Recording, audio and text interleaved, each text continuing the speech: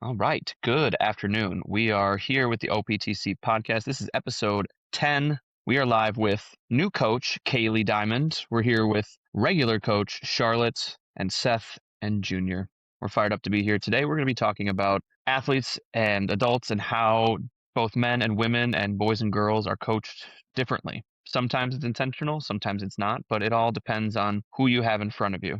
And we know that everyone responds differently when it comes to being coached or to coaching, and that's why I think it's invaluable to have everybody here at the same time to make sure that everyone gives a good perspective on what it's like to coach and to be coached by different people. So want to dive right in and talk directly to you, Mike. You have, as far as coaching experience goes, the most experience of coaching not only adults with men and women, but coaching athletes, coaching middle school, coaching young kids, coaching specific sports. And I know you coach a really wide range of athletes specifically. So when it comes to the differences between your male athletes versus your female athletes, what are some of the key differences you see between your male athletes and your female athletes, and then how you approach coaching them like that? Yeah. So I would say the main thing that kind of goes across the whole spectrum of coaching is like you have to build that relationship first and you have to get them to trust you as an individual and kind of get that buy-in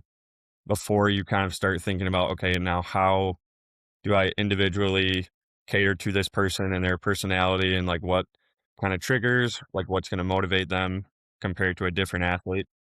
So I think that's first and foremost, most important thing. Just get that buy-in, build a really good relationship and bond with whoever you're coaching.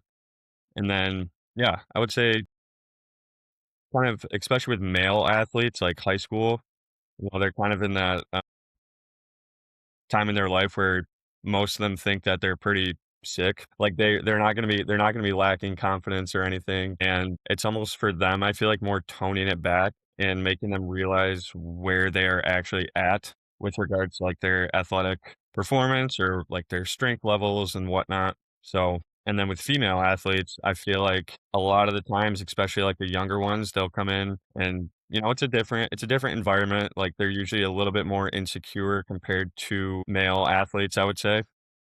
So then for them, it's all about building confidence right away, like making sure you give them stuff that they're going to be able to do.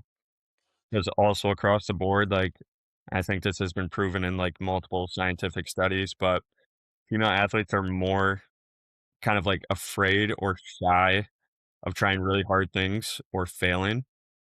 And then if you give them something that they just simply can't do and you're kind of like burying them right away, then that's not going to be good for their confidence. That's not really going to be great for the coach to athlete relationship in general, I would say. So, yeah, to kind of sum all that up, I guess male athletes, like you got to like help them realize and meet them where they are at in their current stage in life. Again, like still building that bond. And but female athletes, like kind of taking it a little bit slower. I would say really, really building that confidence before you start pushing them to kind of their like extremes. Yeah, I feel like what I've found is a different between especially female and male athletes. The way that they express their insecurity is super different. Like, because they're all here, especially if they're starting in like middle school, it's all new to them, even if they think that they're sweet at their sport, starting in a new environment. Like you said, girls tend to be a little more shy and just kind of wait to feel it out, but they also want to do everything like perfectly. So if like you're going, like you said, if you are kind of more easing them into something. You want to give them something that they can do really well and execute it really well, but then you might have to push them to do that same thing like with heavier weight or at a faster pace or at a something like that. But with young male athletes, they're just like, I'm just gonna push until I physically am unable to do it, even if the quality is crap, and even if it's just like, well, I did it. It's kind of reassessing that perspective of like, we're not trying to accomplish, we're trying to accomplish well, or we're trying to focus on this part of it. And yeah, giving each one of them not only the perspective that they need, but the kind of attention that they need in order to get it done. So usually, like you think about like a middle school girl, if you show them how to split squat, like dumbbell split squat, and you show them how to do it right, that's exactly how they're going to do it forever. If you show a boy hey, this is how you split squat. They're going to grab the heaviest thing that they think that they can hold, and then they're going to do it the worst way ever, just because if they got it up, the amount of reps that you said, then it counts. So Yeah. I think it's a trend. It's not a rule, but I think that just to kind of piggyback on what you said, it's real. It's a super real thing, and you see it over the course of many years, and sometimes it manifests a little bit later. It's not just middle school. Sometimes like you see the same types of trends in high school and even in college. Like you have the opportunity to push some of these like college athletes like, hey, you're really successful and you're really good at what you do, and when you're here you're doing things you don't normally do, and so you're like, oh, I'll just go lighter, or like, oh, I'll just work on my form. It's like your form's fine, like you can push yourself and you're kind of a beast. So give instilling confidence at all levels, just making sure that things are safe and things are effective for towards the outcome that you're trying to produce. Yeah. But Also, one like quick point going off of what you said a little bit earlier with regards to like giving each athlete the attention that they need. And I'm sure all you guys have seen this in your coaching experiences as well, but guys or like male athletes, whether they're young or old, thrive off of like group interaction. Like if you're hyping them up in front of a group and just like they're gonna absolutely love that. Whereas girls, at least in my experience and like what kind of tends to happen, it's like you start trying to hype them up, you start banging weights together, and they're gonna like, "I'm not doing it." Like, I'm like, it's different, right? So, like, girls, I feel like individually and kind of off to the side, hyping them up, like, letting them know they're doing really well, or even if they do, like, 1 or 2 reps, like, perfectly, just, like, kind of reinforcing that, yeah, that they're just doing a good job and stuff, but off to the side and not in front of a massive group, because that usually tends to make them feel really, like, even more shy than they might already feel. So, it was I just think kind of like that's a quick little add on. I think that's where one of the biggest differences comes in with, like, Alex mentioned earlier, like, men coaching women versus, like, women coaching women. Like, if I were to encourage or, like, hype up, per se, like, another woman, I feel like it would be taken a lot better coming from me if I'm like, "Oh, that's, like, a really good amount of weight that you're doing or that you're about to do," versus, like, if you were to tell them. for sure. I think to go like along in with both of your guys' points, like when I've seen and worked with like different like all girl like sports teams, they are loud and they hype each other up and they like cheer and they're like, yeah, let's go. And like it's an electric environment. But like even when those same athletes are somewhere like here and it's you and me, like or like the lot of us, they're like way more conservative about. Like they'll cheer for each other, but not the same way that they do when they're like in their house, in their environment. And I'm just kind of like a spectator. And I think it is context dependent. And I think that that goes perfectly like with what you said, Charlotte. Like if their coach is coaching them and I'm just watching and they're like getting after it, they're crazy.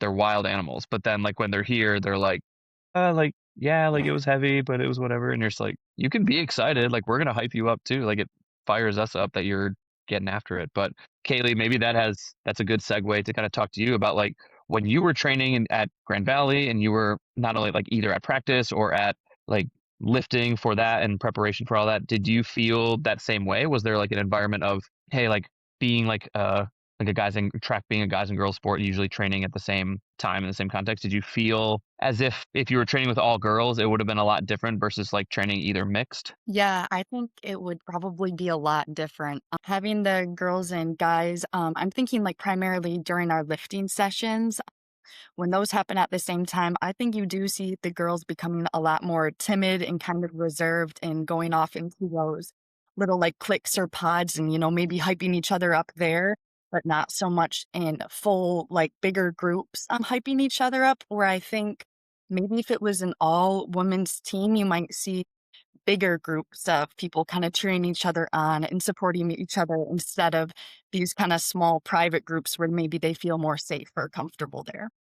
hmm No, I think that's super real. I've always wondered like what it could look like to do like different semi-private groups here of like an all boys group, an all girls group, and then like have them kind of staggered in a certain way, just so the effect can be felt like the super hype of the boys, but the super hype of the girls can like be maximized and not felt like you're being overshadowed because the guy next to you is lifting like twice the weight that you are and overshadowing the accomplishment of what you're doing. I feel like it could be a good thing to maybe make happen, but we'll carry on that in the future. But Kaylee, even you, like working with the middle schoolers so much, do you feel like when it's like an all girls group versus like a mixed group or an all boys group, like what are the kinds of differences you feel like are the most visible or the like you can feel the most of the vibe of the group? Yeah, I think it definitely depends on, the kids that are there, boys or girls. I've had some mixed groups that were definitely like pretty high energy. I think when everyone is able to feel just comfortable with each other and bonded and like everyone just kind of having a good time, especially at that like younger age, I do think it makes a bit of a difference.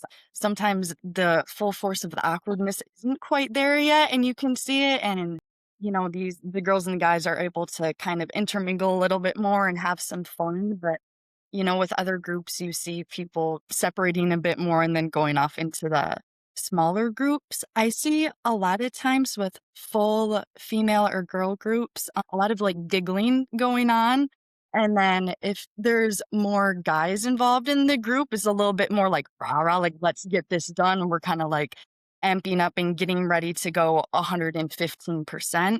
Whereas the girls are, yes, ready to work 100%, but they also want to like chat and catch up and giggle a little bit. Yeah. So Yeah. those are probably some of the biggest differences I see there. Yeah, without a doubt. Yeah, I don't think there's ever been an issue with the wanting to like if they're here, they're like, okay, like we're gonna do this. There might be certain days where it's like I'm tired or I'm like, have certain things, but that's across the board. That's not guy or girl specific. I think that we've had plenty of examples of kids who come here and they're like super fired up one day and then the next day they're like, I'm kind of over this today. And you're like, that's our job as coaches to kind of level up and find a way to remotivate or re-inspire like what the purpose is and what we're doing and how to kind of forge ahead. But Seth, for you, like I know you also like have programmed and work with bunch of guys, bunch of girls, like at fairly I mean, even more recently, you've had for fairly like more developmental, like younger, like either eighth grade, freshmen, like underclassmen style people who are still finding themselves, both physically, maybe emotionally, but definitely in the weight room.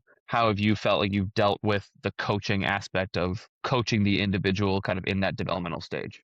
Yeah, for sure. For guys, I feel like a lot of times I have to give them a reality check. You know, like Junior was saying that they always want to go to the biggest weight, but also I don't think they think about the form first. We got to develop the form first before we get up to those higher weights. You'll have the time and the place to get to those big weights, but at first, like they always want to go for the big weights, and it's like, hang on, let's work up to that. We will get there at some point, but just not right now because we need to make sure your form is able and good enough to be able to lift those heavy weights. With females, I feel like it's a more of an encouragement thing of like, I feel like they come in pretty timid and pretty scared. And it's like, you're okay. Like, we are going to build this relationship with me and you and the rest of the coaches and with the exercises you're doing. Cause they're not, might not be familiar with the exercises that they're doing, so they might do a lot less weight. Whereas guys, they go grab a 50-pound dumbbell to do goblet squats. And it's like, let's back it down a little bit. Whereas girls, they'll go grab a 20. It's like, no, you need like a 30, right? So it's just kind of encouraging the females and making sure that they feel comfortable with the weights that they are grabbing for certain exercises. The thing with that too is that, like, especially those younger female athletes, it's funny because like that first, like, first few weeks, first month, they like you don't have really that relationship yet. You don't have that buy-in, you don't have that bond. This you can see like the second you get that, because then all of a suddenly, like I've had this with an athlete recently, they'll make like 20-pound jumps in everything that they do. This is like, oh, like I'm comfortable. I do feel confident in what I'm doing, and it kind of like helps them realize their potential, which is Yeah, really cool to for see. sure. But yeah, you're For sure. I absolutely feel like right. with females, it's like they'll do a weight and I watch them like, that's still your warm up, right? Like, that's not a working set. Like, Yeah. you still need to go up 10 more pounds. And sure, they might be like, no, I don't want to. But it's like, as a coach, you know that they can do it. And it's doing all of that buying and trusting of the athlete to coach to athlete trust to make sure that, you're giving them the best opportunity to make them better. Charlotte, listening to all this, like primarily being our like an adult coach, what kind of trends do you see carry forward from being a youth athlete to adulthood, and trends that you see like like sometimes like the women in the gym can be like this and sometimes the men in the gym can be like this, or do you feel like you see a different side of it, the coin? I would say a lot of the things that you guys are talking about I feel like I see with the adults as well, but maybe in just like less obvious maybe. I feel like men and women are almost like opposite when they're in the gym. Like a lot of the times, like we talked about, men overestimate what they can do and women underestimate what they can do. Like a lot of the times the women are like leaving reps in the tank. They need a lot more encouragement. And the men, it's like, whoa, whoa, whoa, like, hang on a second, let's slow down here, let's correct the form that we just talked about. They want to load as much weight as fast as they can, try and rep it out. So I think like for the men, it's teaching patience and good technique. For women, it's knowing how to encourage well and help them build their confidence and knowing how to like separate the two well. Because I wouldn't coach like obviously one of the men the way that I would coach the women. So yeah. Women need a lot more encouragement for themselves. And I think that it's the same for women as it is for girls, and same thing for boys and men, just on total opposite sides of the Yeah, I mean, spectrum. and it is a spectrum, right? Like you're saying, I think men and boys and everybody on the spectrum needs encouragement. It's in what way and in what manner, because sometimes the way that we feel like we're encouraging like women, it would sound like a diss to a man, and vice versa. Like if we're constantly talking to guys, it's like, hey man, like you got to slow down, we got to slow you down, we got to slow you down. It's like, hey man, you're super strong. Like what you're doing is cool, but how is it serving you? Like if you're a water polo player, I don't need you to train like a football player. Like it's cool to be strong, and being stronger and getting stronger is always valuable. But if the goal is for you to be the best water polo player you can be, like I don't need you to bench 225.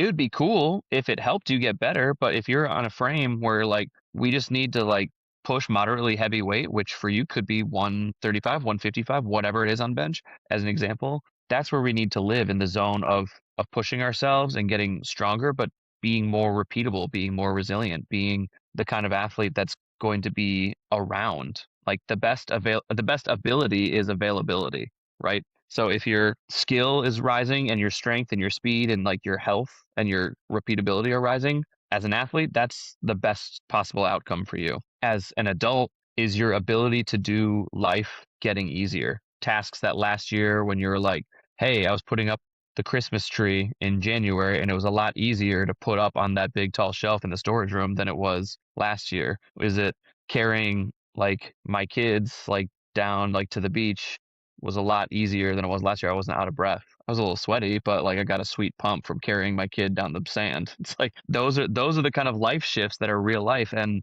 I think, like you guys are saying, the way that you encourage and the way that you bring perspective as coaches matters. And when it comes to athletes, like the younger they are, the less not only perspective they're going to have, but the less ability to just have perspective they're going to have, because they don't have the frontal lobe development yet. Like some kids are going to be mature and some kids are going to be like thoughtful, but I still think that there's times where it's like, hey, like you don't need to worry about this set right now. But then for the next week, they're going to think all they're going to think about is how they failed their set of the barbell bench that they were trying to PR on. Like it don't matter. You got the rest of your life if you really want to become a strength athlete or a bodybuilder or whatever. But we know, and we're the ones that just have to provide the right encouragement to the right person at the right time. And that's the tricky part of working with males and females. Kaylee, was there a time for you in the last even just couple years of track, like knowing that you've gone from national champion to like to injured to competing to not competing to all these things, where you felt like you got different kinds of encouragement, but both were really helpful, either from a male coach or a female coach? Yeah, definitely. So throughout my entire track career, I started thinking about this. I never had a female coach. So the types of encouragement that I maybe got from my coach post getting injured or during my injury was very helpful in terms of, getting my body back to 100%, regaining stability, getting like power back up. But as far as like maybe emotional support that I could have used was lacking a little bit. I think most of that support maybe just came from like outside, like family members, friends, things like that. So I think maybe it would have been more helpful to, either A, I think any male coach can provide those elements of like emotional support that you need during ups and downs throughout an athlete's career. For every athlete, there's always going to be ups and downs, and the types of coaching that you need are going to vary throughout those times. And what you're going through. You know, when I was coming off of being a national champion, the kind of emotional support I needed was a lot lower than the emotional support that maybe I needed when I was trying to come back from this injury and, you know, clear my opening bar again. So I just think that maybe, you know, a woman coach might be able to sense that an athlete needs emotional support more quickly, but I think a male or a female coach could 100% provide that support needed if they're doing their jobs to 100%. Yeah, couldn't agree more. I think that it takes the right, not just personality, but the right like heart for people, and the heart to build into those relationships in that way.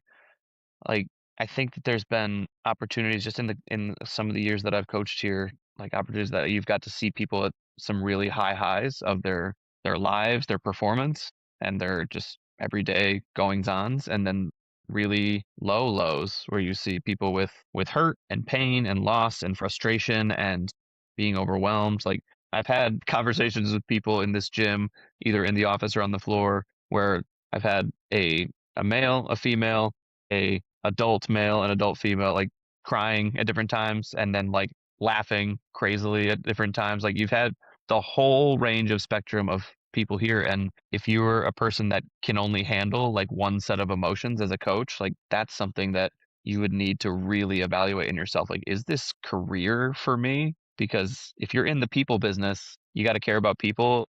And even though it's can be uncomfortable when someone is like crying in front of you or sitting there like laughing like a crazy person in front of you or whatever, like you got to be able to be with people. And I think that's the truest test of a coach, is how you can be there for someone, not just the words you say, but or the advice you give, or the but I think a lot of it is your presence in their life and how you can effectively show and demonstrate like, I care for you and you're here because we care about you a lot.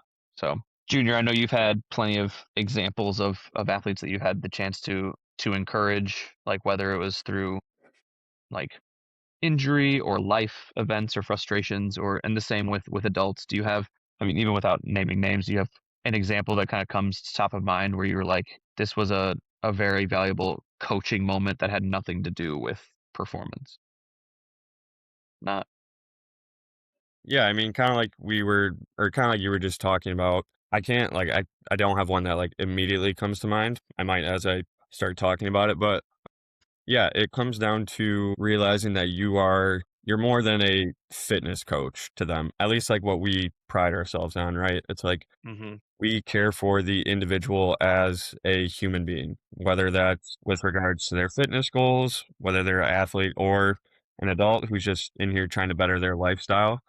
But I think across the board, that's kind of what separates a good coach from a great coach, is when your clients realize and are able to very clearly tell that you are there for them in life in general, and not just to improve their bench or make them faster or something like that. Yeah, and there have been multiple talks that I've had, especially with the adults, because I mean, athletes, they're still young. They don't have to, there's not as much on their plate. They're not, have as much responsibilities. But yeah, I've had many talks with adults where it's like sometimes they'll just come in there and we'll chat for 15 to 20 minutes, like if I have time. And that's all it is. Like they just come in, they do a little bit of work, and then we just talk about how they're doing for X amount of minutes. And it's like most of the time they leave and they're like, That's what I really needed today. Like I didn't need to be pushed. I didn't need to max out on anything. I just needed to come in here, be around a good community, and yeah, just like get some things off my chest. And that feels really good as a coach when you know that you've built that trust where they can come to you with stuff outside of just their life at the gym. I think that is the truest marker of a great coach versus a good coach, is a good coach can get you a physical result based on like writing you a program. I think a great coach is someone who is someone you felt like was doing it with you, for you. And like it was a collaborative effort of more than just like, hey, like I know, like if someone were to call me and be like, hey, I know I can go work out at your place. It's like, yeah, it's like, or like we can come and like build a relationship, and my life and your life matters to each other at the same time. Yeah. Seth, I know you've trained in a bunch of different places. You've had a bunch of different experience. Where do you feel like you felt like that's been the biggest and realest kind of connection for you, either as an athlete or as a coach? I feel like as an athlete, I had a kind of different experience with working with my coach because my coach was my uncle. And I think we were really able to have that switch of like, okay, this is my coach talking or this is my uncle talking. And I think having that experience really showed me as a coach of you need so many different, ways to deal with athletes and masks that you can put on to be able to help the athlete. The athlete walks in, you talk to them, you're like, what do you need today? And they're like, I'm smoked from the weekend. I was like, okay, then let's do this instead of maxing out. And like Junior was talking about, just making sure that you're setting them up for the best success in their day-to-day life. So I think as an athlete, I got to experience that kind of that coaching lifestyle, but also that personal lifestyle of making sure that like me as an individual, my uncle made sure that I was good. But when that coach switch was on, it's like, okay, we need to push you. We need to make sure that you're doing the best that you can do in this gym. But it's just kind of depends on how that athlete's feeling that day, for sure. Yeah, and I know that when it comes to those types of like family/working relationships, it can be really hard. It can be really It a can be. challenge to kind of flip those switch or like, and I'm sure for our athletes and maybe even some of our adults, like the flip of the switch of like, hey, this is kind of like my friend, this is kind of like a client, this is kind of like, and you have to really find a line in the sand of like either in the session of being like, hey, like I'm really glad we were able to catch up a little bit at the beginning or sometime in the middle, but we got to kind of lock in now and focus on the task at hand. Or you just have to be the kind of person that can flow it one to the other and like have like, hey, like you're on a rest, like I'm keeping track of how long your rest is, so let's chat for the next like 90 seconds. But then when it's time to go, it's time to go. Like, because we're here for this, but we're also here for this, so we Yeah. gotta let both things be part of the process. And I Yeah. know, I feel like as like being a coach, like being able to read your athlete and read what that athlete needs for the day, like because you could have 5 different athletes in the gym at once, and every athlete could have something different they need for that day. But being able to switch from, okay, I need to be a little bit more easier on this athlete because they're just having a rough day, going to this athlete, I need to push them because I know they can do better and they're having a good day, but I know they can do more. And just being able to read an athlete, I feel like is a huge part of not just only my job, but what I want to do as a coach. And I think all of us want to do as a coach. yeah, Charlotte, I I know think that you are. I was just gonna say, I know you're fairly perceptive when it comes to emotions and it comes to reading people's body language. Like, do you feel like that plays a big factor for you when you're coaching the adults in the morning, like how you kind of approach them? Yeah, for sure. I was gonna say this, I keep thinking of this, is when I was an athlete coming to OPTC, at first, obviously, you're testing the waters, you're feeling everything out, but once I got a pretty good idea of how you guys ran there, I knew I could show up with whatever I was feeling that day. And obviously, you try not to wear it on your sleeve, but I knew that however my day was going, good or bad, I could show up, and you guys are, or we are equipped to handle however they show up in moderation. So I feel like since that was such a game changer for me, being an athlete and being coached, that's a huge goal of mine to make people feel that same way that I am coaching. When they walk in the door, they feel like they can be real and be honest and not have to hide anything, and also know that whatever they're feeling is okay and we can manage, we can deal with that. There are a lot of stories that I have of, people come in, they act a certain way, but they don't necessarily tell you, and then I'm able to dig it out a little bit, and they end up actually leaving feeling a lot better than they did when they walked in because they were so stressed about how we were going to handle it, or maybe they didn't want to be pushed super hard and they were stressed about that, and letting them know that like we're not going to do that and it's okay, we can work on mobility and breath work, and then that's more beneficial for you today than doing nothing or your program. So being able to do that is huge. Yeah, without a doubt. Kaylee, I was going to ask you kind of the same question. Do you feel like since even starting here, like as an intern, and then like building some of these relationships up, and then the more frequently you see some of these kids, you can kind of tell just from who you know on their high day, from who they are on like a low day, like how to read them pretty well to know how to kind of approach that? Yeah, definitely. I feel like it always starts, when they walk in the door and they have everyone screaming hi at them really enthusiastically. Just like even their body language, their facial expressions, do they respond? Or did they say hi really loud back? Or were they kind of like they wanted to like almost disappear for a second? So I feel like right there you can usually tell a little bit about how someone's feeling. And then when you go up to them, are they immediately wanting to talk to you about their day? Are they immediately wanting to tell you about how poor of a day they've been having? Or, you can just, or are they really not wanting to talk at all? So you can go off of that. And then, like we were saying, just throughout the session, maybe they'll open up a little bit more, tell you more about what's going on, and then you can act accordingly. Yeah. I've always found for me, just because I'm annoying, I love when I know a kid is a more of a quiet, more reserved person. Those are the people who I'll like scream their name when they come in like the most obnoxiously.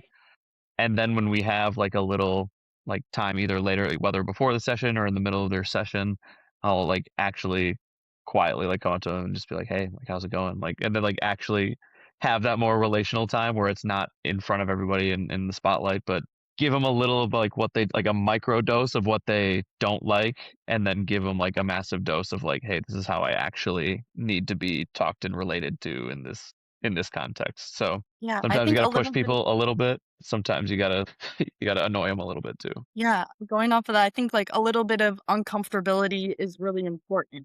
And sometimes Hmm. that uncomfortability is how you prepare for very uncomfortable situations, whether it be life inside or outside of the gym. Yeah, absolutely.